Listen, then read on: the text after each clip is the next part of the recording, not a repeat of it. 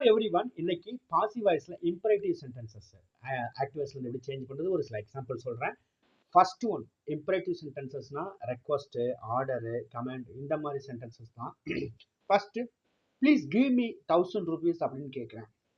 இது பாசிவ் வாய்ஸ்ல எப்படி சொல்லணும்னா you are requested to give him 1000 rupees. That's it. சரிங்களா? Second one open the door அப்படின்னு சொல்கிறேன். So you are order to open the door. That's it. Order. சரிங்களா? ஒரு கட்டளை இருக்கும். இப்போ ஆர்டர்னு சொல்லுவோம். You are order to open the door. Help the poor people அப்படின்னு சொல்கிறேன். You are advised to help the poor people. Simple.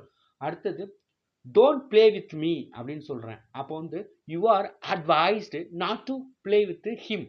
Me வந்து ஹிம்மா மாறிடும். சிம்பிள். அடுத்து வந்து ஷோ மெர்சி அந்த ஓல்டு மென் அப்படின்னு சொல்கிறேன்னு வச்சுக்கோங்களேன். You are begged. ஓகேங்களா? You are begged to show the mercy அந்த புவர் மென் அப்படின்னு சாரி ஓல்டு மென் சொல்கிறேன். That's it. இவ்வளோ தாங்க சிம்பிள். ஸோ இந்த மாதிரி என்ன இம்பரேட்டிவ்ல வந்து என்னென்ன சுச்சுவேஷன் என்ன மூடில் சொல்கிறாங்களோ அதுக்கு தகுந்த மாதிரி நம்ம மாற்றிக்கணும். Thank you so much.